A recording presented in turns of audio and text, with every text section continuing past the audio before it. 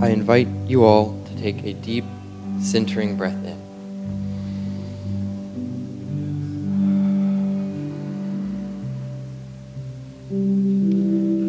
Close your eyes and envision yourself floating in the air,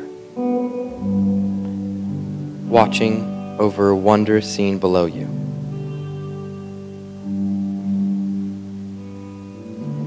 You see a long path full of bright colors and intricate patterns, leading to a marvelously designed building.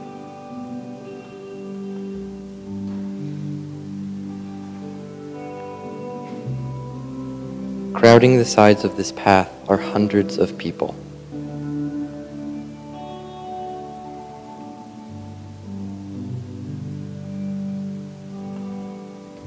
Some laying down beautiful cloaks and branches.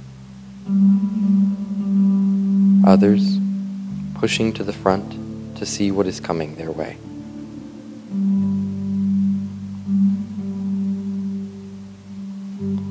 You see a man riding on the back of a donkey.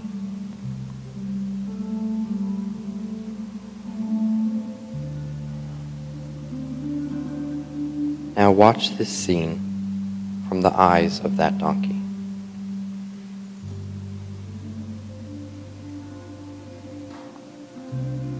You see brilliant colors before you, leading you to your final destination after days of long travel.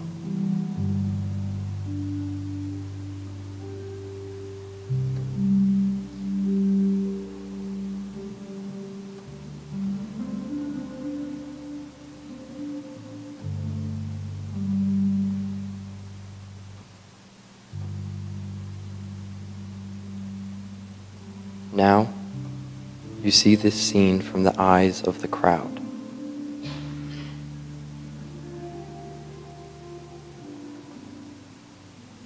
Who is this man? You know he's important. You know you should be excited.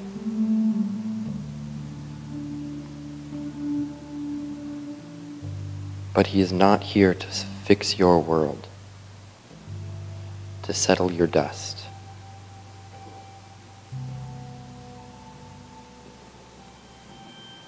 You thought this king would fix things for you. Your outside world.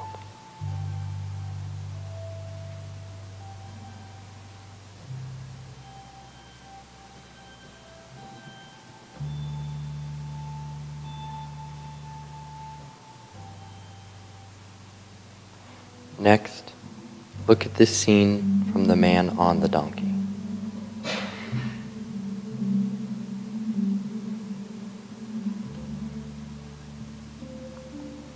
Crowds of people pushing to see you.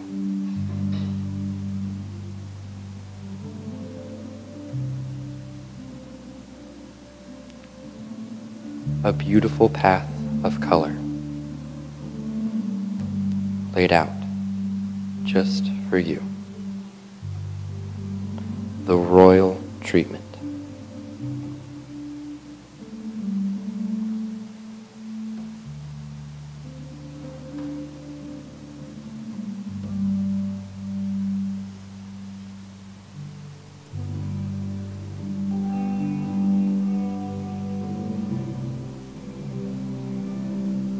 From here, you know that you must see the world through the eyes of spirit.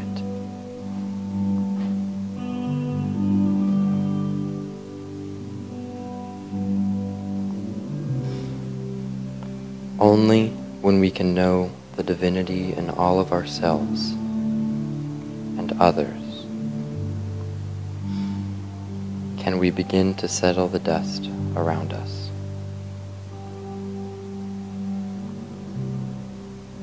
See it settling.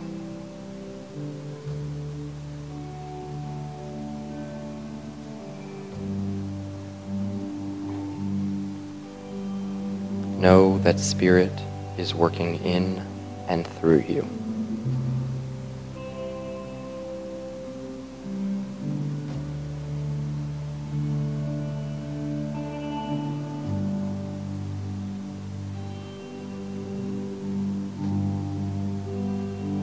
Watch from within.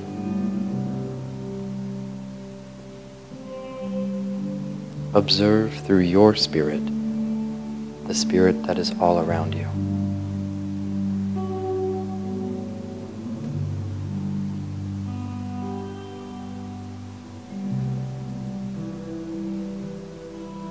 It is everywhere, encompassing every little bug,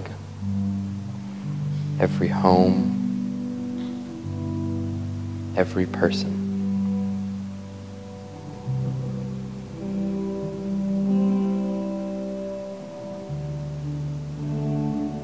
In the silence, see the world through your eyes of love.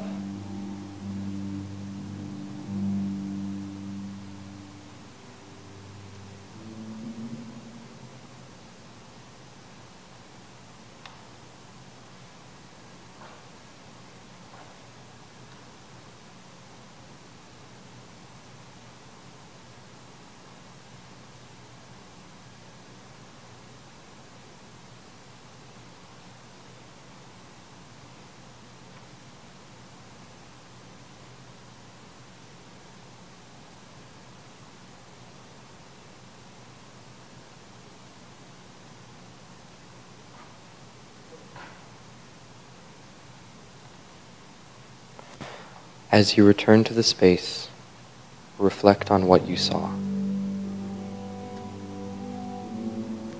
The colors, the expressions, the spirit. And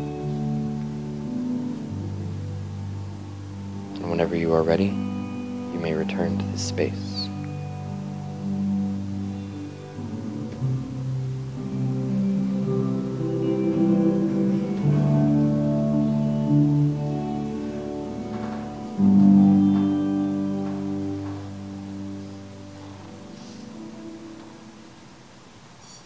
Thank you, Quentin. It's beautiful. Now we're going to have some very special music from our Unity singers, and Jane Briggs will be joining.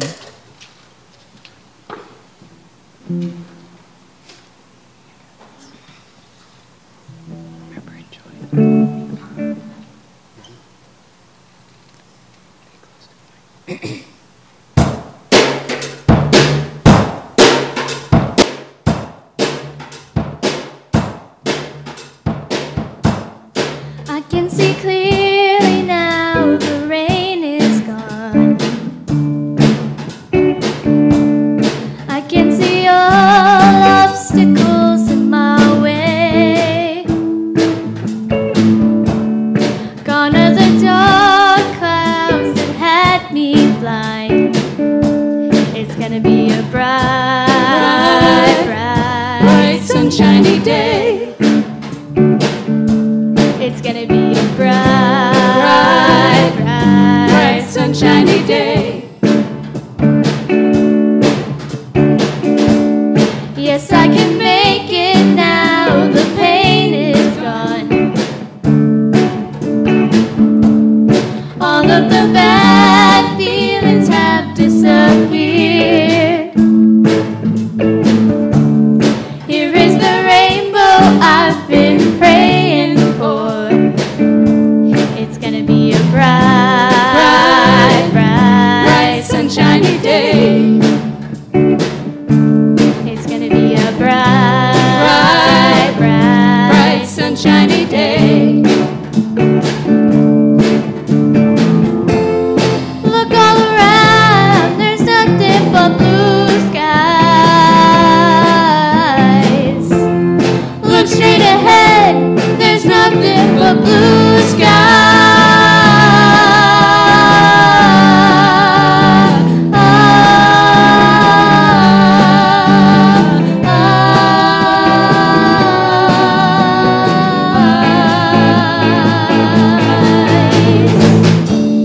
I can see clearly now, the rain is gone. I can see all obstacles in my way. Gone are the dark clouds that had me blind. It's gonna be a bright, bright, sunshiny day. It's gonna be a bright, bright, sunshiny day. Yeah, yeah, it's gonna be a bright, sunshiny day. Yeah, yeah, it's gonna be a bright, sunshiny day. Real, real, real bright, bright, sunshiny day. Yeah, yeah, it's gonna be a bright, bright, sunshiny day. Last time, it's gonna be a bright, bright, sunshiny day.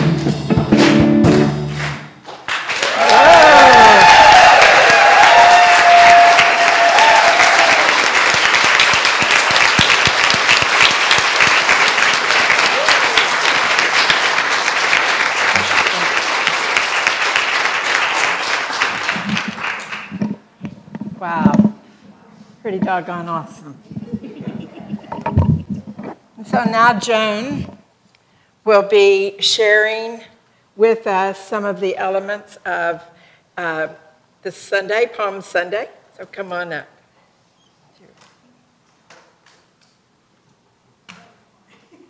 I'll give you a hand, better than that. There we go. You did it perfect. Well, welcome. Thank you. Welcome to Unity on this wonderful Palm Sunday. As you can probably gather, this is a multi-generational service, and I represent the other end of the spectrum. But it's just, It's just been unbelievably beautiful so far. And couldn't you just hear the Unity singers marching into Jerusalem? What I will be doing is reading some passages from John 12, verses 12 through 36. Can you hear me all right in the back? My voice doesn't mount to anything. Okay. And we start off by Jesus coming into Jerusalem as the king.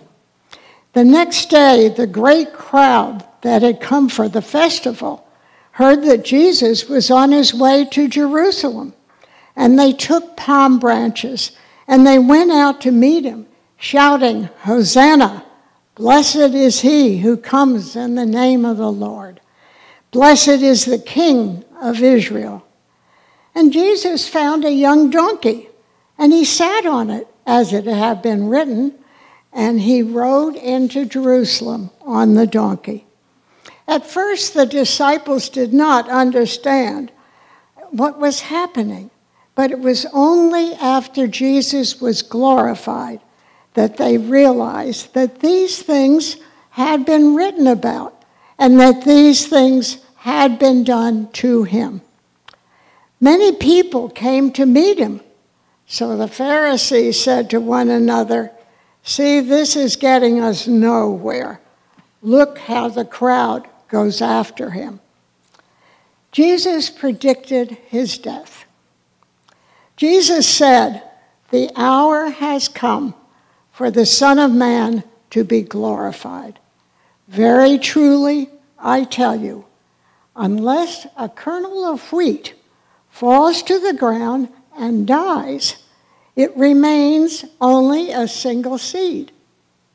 But if it dies, it produces many seeds. Whoever serves me must follow me. My Father will honor those who serve me. But now my soul is troubled. What shall I say? Father, save me from this hour? No. It was for this very reason that I came to this hour. Father, glorify your name." And then Jesus told them that they were the light of the world, and to continue to express that light and to spread his word. Believe in the light so that you may become children of light.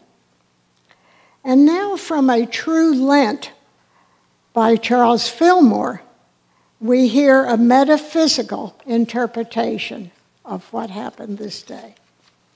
Jerusalem, the holy city, symbolizes within us the habitation of peace, possession of peace, vision of peace, an abode of prosperity within us.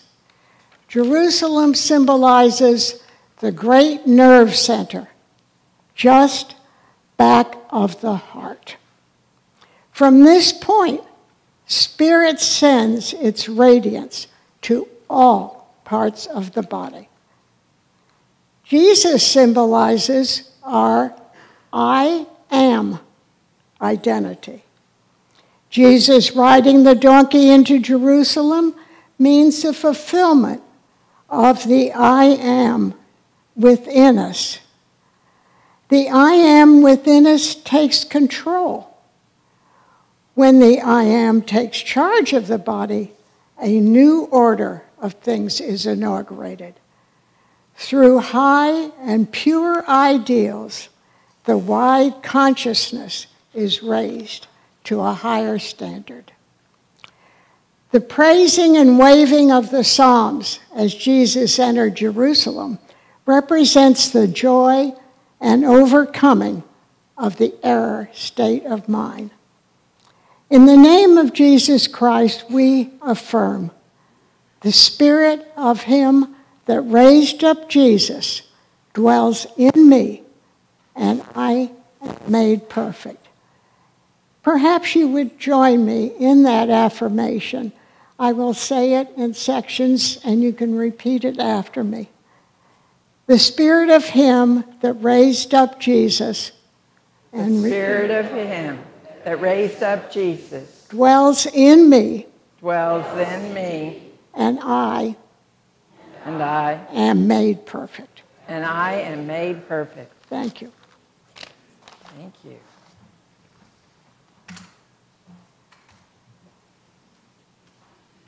Thank you, Joan. It's a funny step, you're right.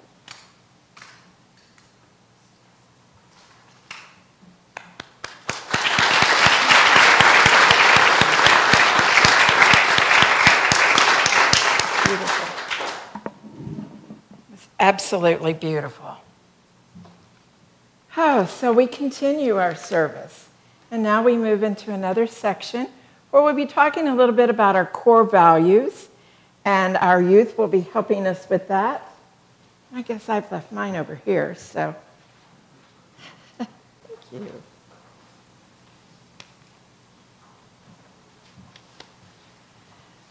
And so, our young person who's doing unity, come on up.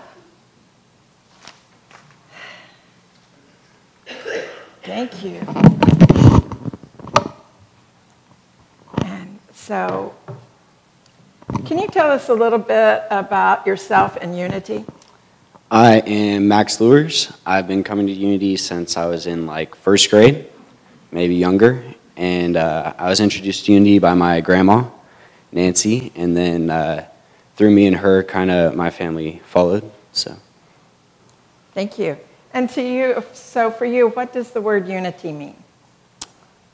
Unity is all about kind of everybody coming together and being unified, even though there may be differences. We all are under the same Spirit of God.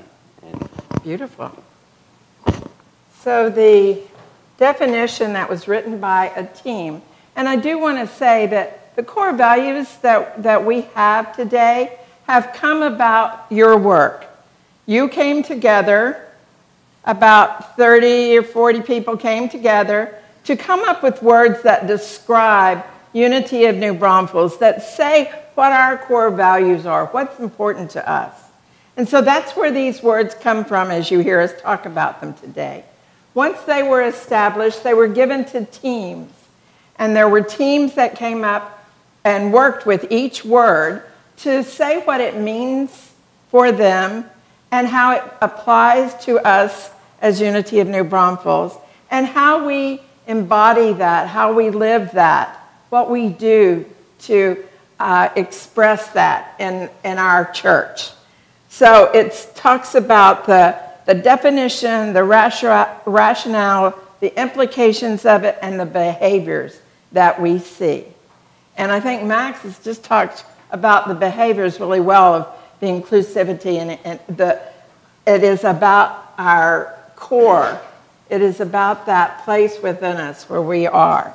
And the team that worked on this said that unity, living in unity, we honor all paths to God and all beings as individual expressions of God.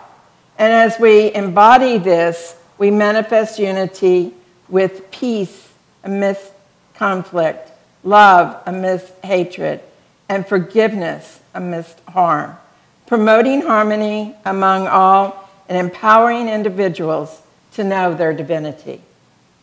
So that's what we're about. So how can we do this more? How can we show people that this is who we are? We can do this by... You talked about it in the very beginning. I mean, because we're all like connected, like just accepting everybody, no matter what they look like, no matter what they believe, no matter what they say, just accepting them and praying for them and knowing that they believe the same in us. So,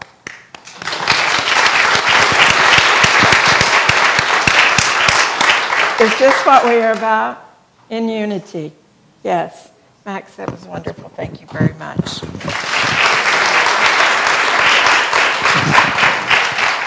And you will see our In Unity banner, which was created by Heather.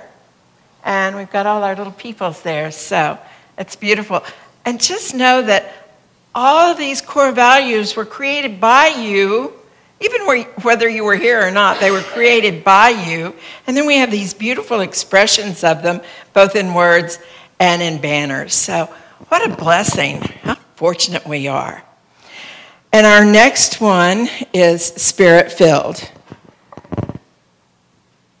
Oh, and so now I can say to your face, Quentin, thank you very much for that meditation. Thank you. So what is Spirit-filled for you?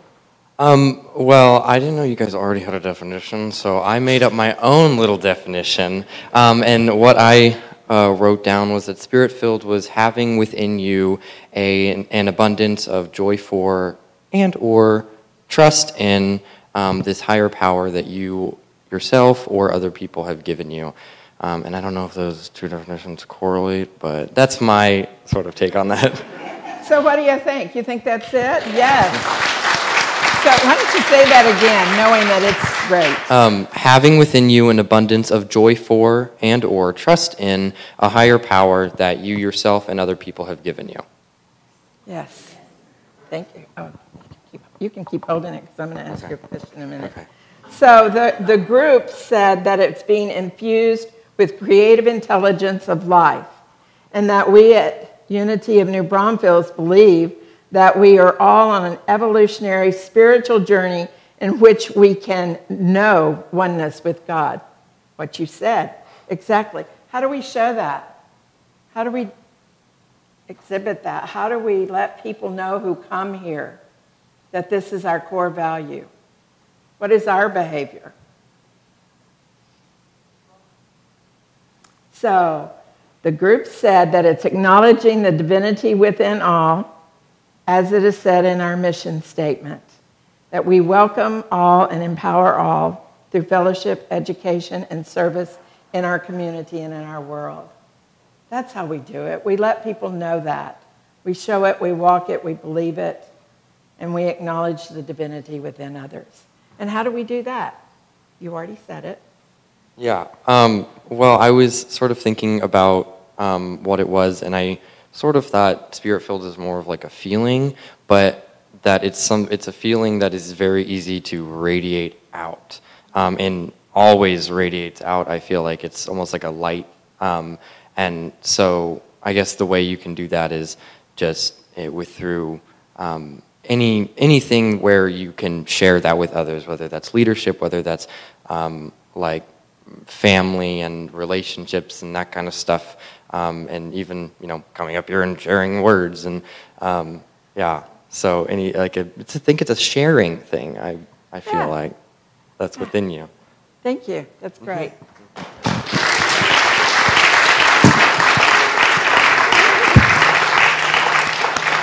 Open-minded. Open-minded. It is Kira. You're absolutely right. And she is not here because her mother isn't feeling well. So, open-minded. The group defined open-minded as a term that is receptive to new ideas, impartial, unbiased, unprejudiced, non-judgmental, tolerant, liberal, and unbigoted. Yeah, they covered a lot of area there, didn't they? The rationale behind it is we do this because it is truth. It is truth with a capital T. That's why. And the implications or the consequences, it's what we must do as a church to show ourselves as distinctly different and open-minded. And how we do that is we live the truth. We don't just talk it, we live it. We learn it, we live it, we exhibit it as we greet others, as we value all who come here. So that is, we are indeed open-minded and allowing ourselves to see the Christ presence within each person in their individuality, and we bless you in that. And positive. Oh, and wait, I need to back up. Spirit-filled. Spirit-filled was done by Chloe, And you will see that one right there. And open-minded was done by Cheryl and Kara. Thank you. I was going to mispronounce her name.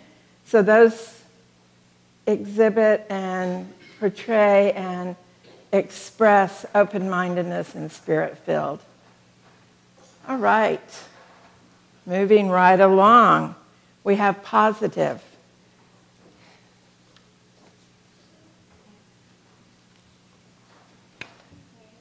Okay. So tell us a little bit about yourself and about positive. Hi, I'm Kristen. I'm a high school student, and I actually have quite a few examples for positivity, positive. So I'll do all the talking. Okay, good. It's all right. I'll sit down.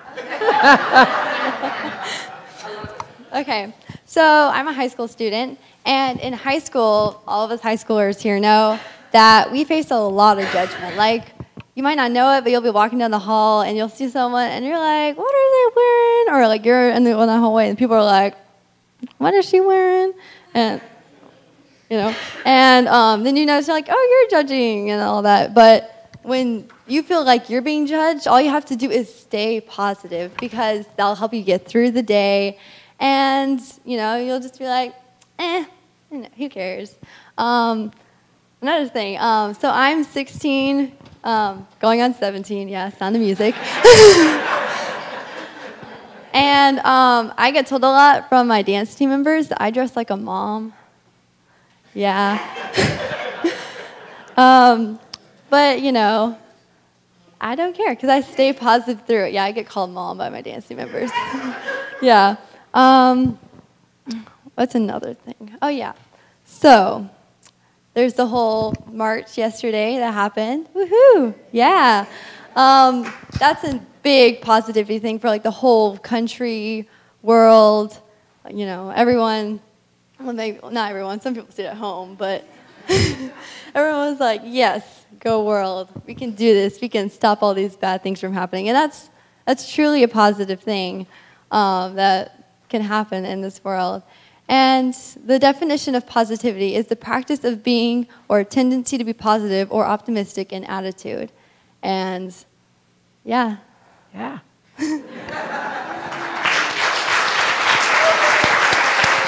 Great. So how do we do that in our church? How can we make a difference with that core value? Well, we do, we do like the projects for like YOU, we do projects, and U team, we went to rallies and we learned all these great core values that are on the walls today. And we bring them back to Unity and we help grow the church more with that. Thank you. Good.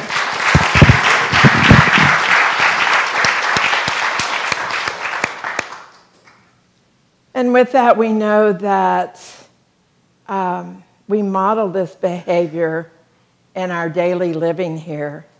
We model it by welcoming, by being, by remembering to be positive. And we are examples of that out in the world. And people look at us and go, whoa, what's with you? And why are you so positive all the time? Have you ever had anybody ask you that? I've had that asked of me many times. What's going on in your life that you're so positive? You can let them know. You can let them know that we embrace truth, we live truth, and we are empowering and open-minded and spirit-filled and positive. So we do move on to empower. Come on up, empower. You're not. Hi. Hi. So tell us a little bit about yourself. I'm Mar. I first came to Unity when I was 18 months old. So I'm a veteran here, obviously. I'm kidding. But I also kind of wrote a speech because I didn't really know what we're supposed to do. But there's this. So I said empowerment is the process of becoming stronger and more confident, especially in controlling one's life or other people's lives. And not controlling as like taking over their lives, but actually empowering them. Which means that in our day-to-day lives, we're using the power of empowerment. See what I did there? big or small, yourself or others, it's empowerment. And I'm going to give an example. The other day, well, more like a week ago, I did something that was very empowering to me. It was shortly after the devastating Parkland shooting, Parkland, Florida, and I went in front of Mr. Muchagimba, that's a hard word, the superintendent at the school district, and I gave a speech about gun safety in our schools. And to be honest, I was terrified. I actually went up there and said, I don't think I could face everyone behind me because I might faint. Made a little joke about that. But after giving the speech, I just felt the surge of like warm energy, and it felt awesome because like I could conquer. Ooh, almost fell there.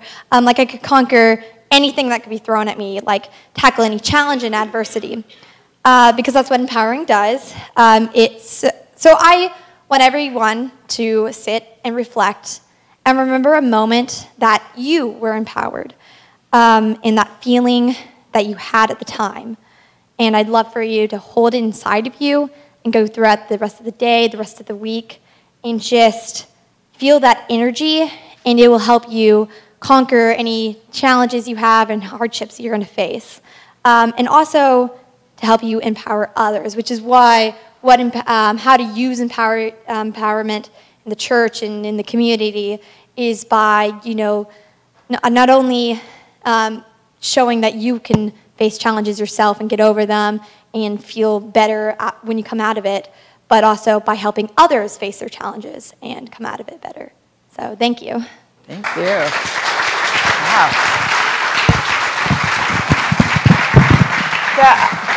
Yeah, I think you did a marvelous job. I think that we're in really good hands. People talk about the future, but we're in really good hands. Thank you, Mara. Thank you. And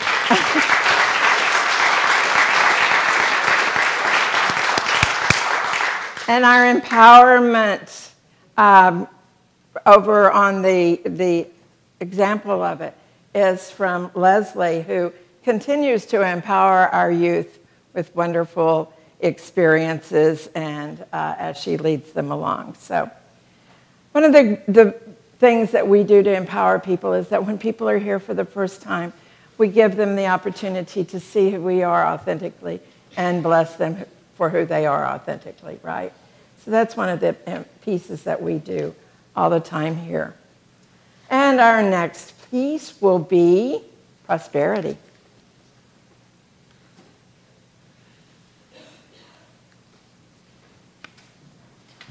A little bit about yourself and prosperity.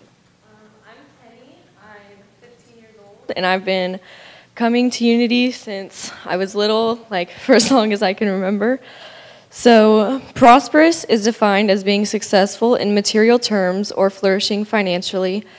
But to me, and here in Unity, I believe that being prosperous is a mindset. And to be prosperous is to recognize all the good in your life and to just be grateful for it, whether it be material wealth, love, happiness, success, friendship. Being prosperous is being fulfilled in all aspects of your life by appreciating what you have and knowing that what you lack will be granted to you by the universe.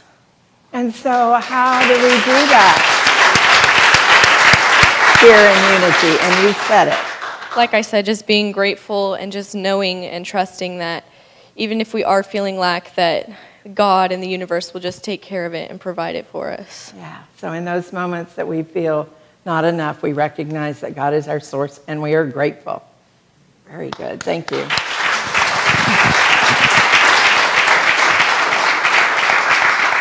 And prosperity is done by Tom, and it is glorious. That's what I have to say about that.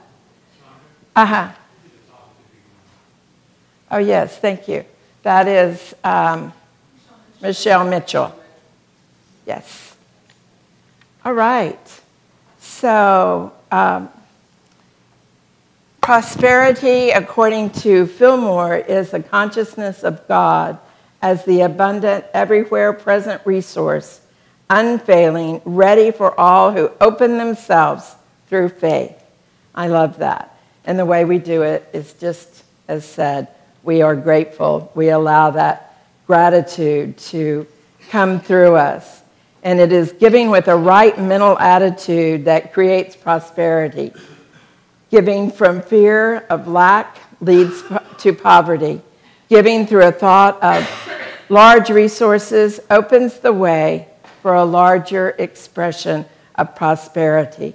Give, and it shall be given unto you. Good measure, pressed down, shaken together, and running over. And that's from Luke 6:38. And that is from the team that did prosperity. And so now what we have created is a new paragraph of our core values, or a statement with our core values. So I invite you to read this with me. In unity, we are spirit-filled and open-minded, welcoming all. We share a positive space to empower others and to create prosperous lives. How does that feel to you? So you know that it is you who have created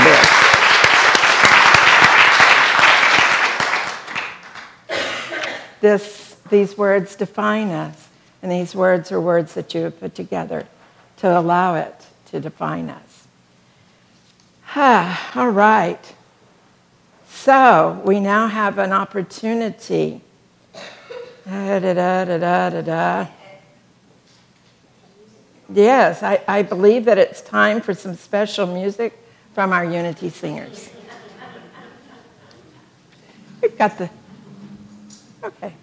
We've got these all changed around.